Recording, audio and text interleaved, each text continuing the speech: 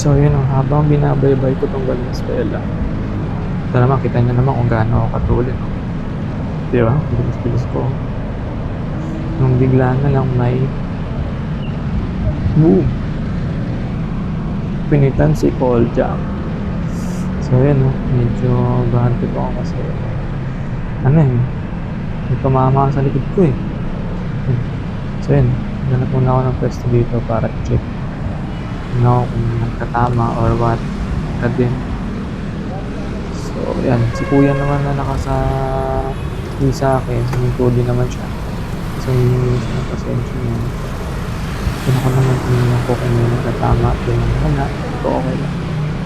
Tapos yun, humingi ulit siya ng pasensya, then yun, go. Pero siyempre ako paranoid ako, tingnan ko ulit na wala namang tama.